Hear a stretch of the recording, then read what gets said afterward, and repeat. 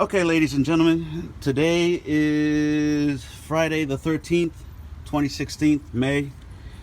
Today I'm installing my oil catch can. I've got it from Newegg, the ADDW7. The reason why I'm making this video because there are videos on YouTube that don't make no goddamn sense because they're half-assed, and I don't like doing shit half-assed or give instructions half-assed. If you're gonna give instructions completely so that way everybody can follow them and nobody's having an issue or causes any type of problems on their engine. Here is my 2013 Hyundai Veloster Turbo. I have a tuned engine intake. I added that for flavor. It helps. For me it does, but other people don't like it, but that's all right. It's not their car, it's mine. But anyways, to make a long story short, that's my oil catch can. And before you go to Advanced or AutoZone and buy this and pay almost $40 for this, go to Napa. Napa charged me $5 for a 3/8 inch hose for as long as I want it for $5. That's the cheapest place you're gonna get it from. And what you want is this is the fuel line hose. Let me put that back up the other way so you can see it. See, fuel line hose, that's what you want. So that way the oil doesn't disintegrate the hose. So if you're gonna go out the cheap way, I didn't tell you. And that's the nomenclature right there. We in the military, we call that the NSN number. That's all you got to do, follow that. But to make a long story short, what I did was I took the hose, the PCV valve hose, off of here, and I got the twist clamps instead of using, you can use any type of clamps that you want. I have these also right here, but I'd rather use that. That way it's easy to take on, take off. If you don't have your tools or you don't have a Phillips head screwdriver in your trunk, all you gotta do is tighten and untighten. Easy. Easy like Sunday morning. Like we say in the military, work smarter, never harder. So what I did was I followed the hose that went from here, and it goes under here. Let me find the one that I disconnected. This is the one that I disconnected right there. Right? You take that hose, you take this hose and you disconnect it from up there, but you don't disconnect it from down there. I found that out the hard way. Stupid people giving me, this is the reason why I'm making this new video, because dumb people like giving dumb information and half-assing the information. See that hose right there?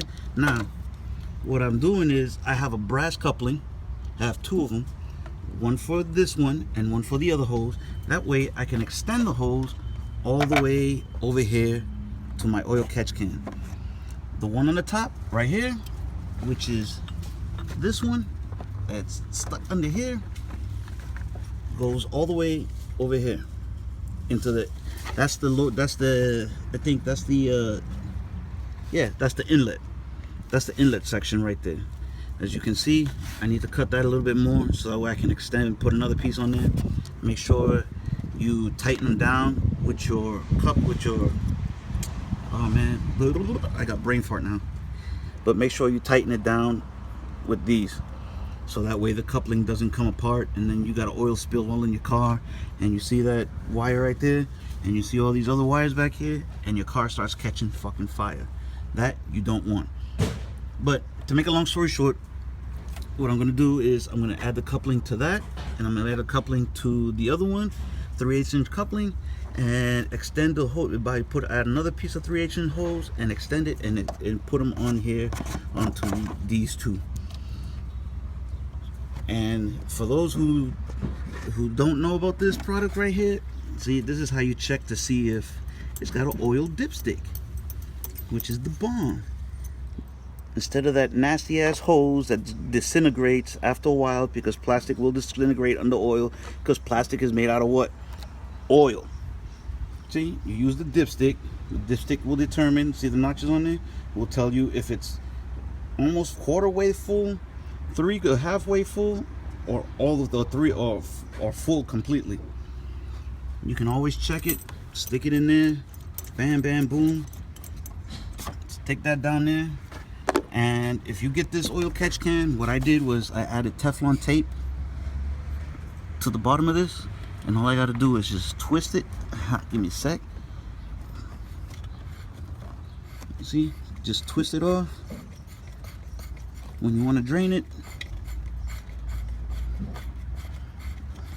This thing cost me 85 bucks on newegg.com. See, it's got the Teflon tape on there. I'm not gonna take it completely off, but I did that so that way oil doesn't leak out. I put it, as a matter of fact, on these fittings. I did the same thing, and right now I'm gonna tighten that back up. I'm just waiting on my couplings to get here, and then this job will be all done. And the reason why I put it here, because if you get this type of oil catch can, there's no way at all where you can actually put it.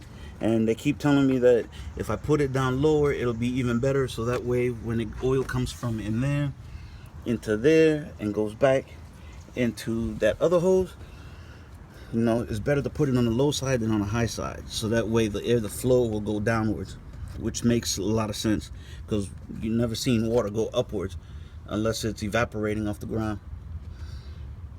But for the time being, I put that there.